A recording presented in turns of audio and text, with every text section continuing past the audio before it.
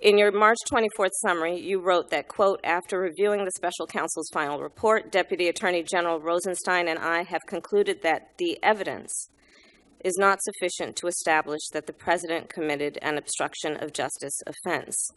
Now, the special counsel's investigation produced a great deal of evidence.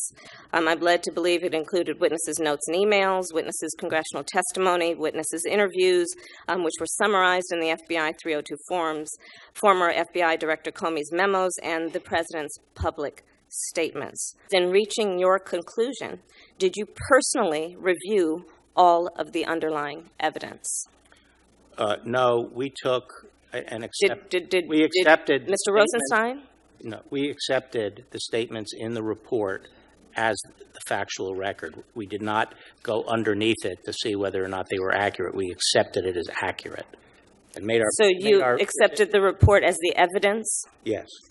You did not question or look at the underlying evidence that supports the conclusions in the report? No.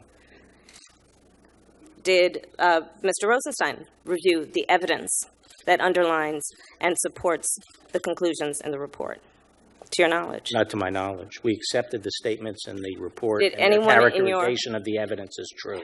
Did anyone in your executive office review the evidence supporting the report? No. No. Yet you represented to the American public that the evidence was not, quote, sufficient to support an obstruction of justice offense. The evidence presented in the report. As the Attorney General of the United States, you run the United States Department of Justice. If in any U.S. attorney's office around the country, the head of that office, when being asked to make a critical decision about, in this case, the person who holds the highest office in the land, and whether or not that person committed a crime, would you accept them recommending a charging decision to you if they had not reviewed the evidence? Well, that's a question for Bob Mueller. He's the U.S. attorney. He's the one who presents the report. But it was you who made the charging decision, sir. You made the decision not to charge the president.